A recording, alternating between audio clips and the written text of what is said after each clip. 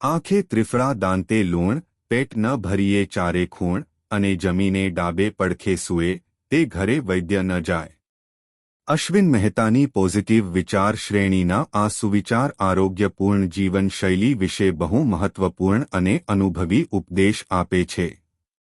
આપણા પૂર્વજોએ રોજિંદા જીવનમાં અપનાવવાની કેટલીક સરળ આદતો દ્વારા સ્વસ્થ રહેવાનો માર્ગ બતાવ્યો છે. શરીરની સંભાળ રાખવાના 4 મુખ્ય નિયમ જણાવ્યા છે. આંખે ત્રિફળા. ત્રિફળા, હરડે, બહેડા અને આમળા આયુર્વેદમાં ખૂબ ગુણકારી માનવામાં આવે છે. ત્રિફળાનો ઉપયોગ આંખો માટે પણ લાભદાયક ગણાય છે.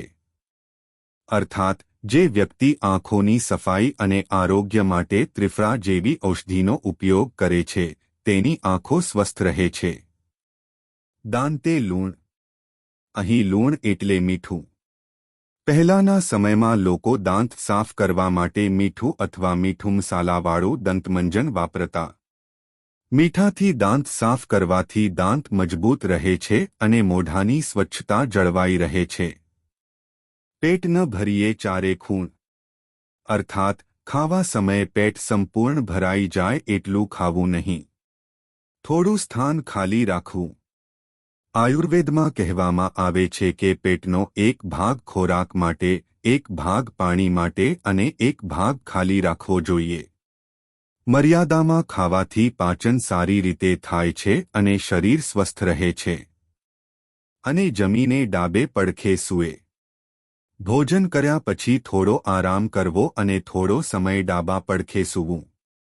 આ રીતે સૂવાથી પાચનક્રિયા સારી રીતે ચાલે છે અને ખોરાક સરળતાથી પચી જાય છે. તે ઘરે વૈદ્ય ન જાય.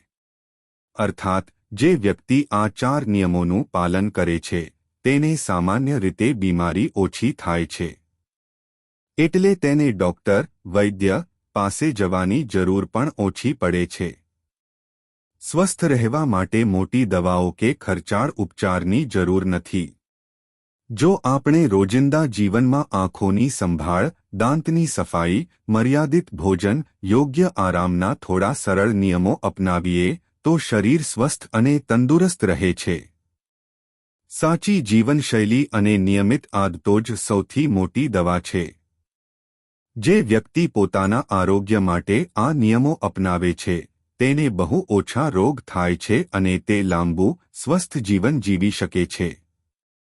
આંખે ત્રિફળા દાંતે લૂણ, પેટ ન ભરીએ ચારે ખૂણ, અને જમીને ડાબે પડખે સૂએ, તે ઘરે વૈદ્ય ન જાય.